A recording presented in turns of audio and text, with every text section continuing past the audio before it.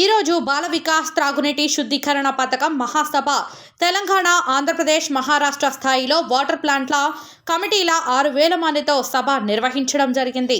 తెలంగాణ రాష్ట్ర పంచాయతీ రాజ్ శాఖ గౌరవ మంత్రివర్యులు సీతక్క గారు, బాల వికాస సంస్థ వ్యవస్థాపకురాలు బాల తెరిసా గారి చేతుల మీదుగా 3 రాష్ట్రాల స్థాయిలో 60 వాటర్ ప్లాంట్లకు కోఆర్డినేటర్ వినోద్ రెడ్డి గారికి, హైదరాబాద్ సిటీ ఫెడరేషన్ డైరెక్టర్ బూడిద వెంకటేష్ గారికి కేటగిరీ సేవారత్న అవార్డు అందజేయడం జరిగింది.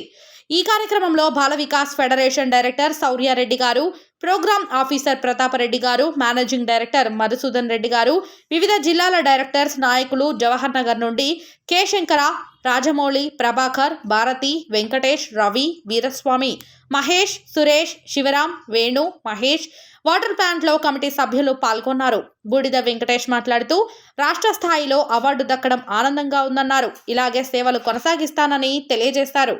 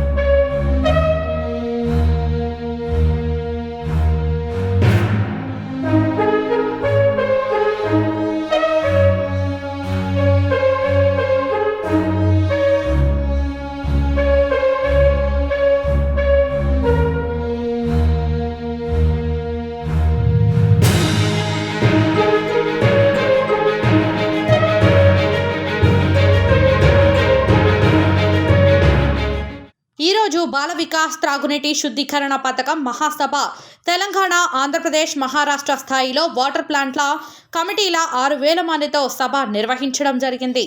తెలంగాణ రాష్ట్ర పంచాయతీ రాజ్ శాఖ గౌరవ మంత్రివర్యులు సీతక్క గారు, బాల వికాస సంస్థ వ్యవస్థాపకురాలు బాల తెరిసా గారి చేతుల మీదుగా 3 రాష్ట్రాల స్థాయిలో 60 వాటర్ ప్లాంట్లకు కోఆర్డినేటర్ వినోద్ రెడ్డి గారికి, హైదరాబాద్ సిటీ ఫెడరేషన్ డైరెక్టర్ బూడిద వెంకటేష్ గారికి కేటగిరీ సేవారత్న అవార్డు అందజేయడం జరిగింది.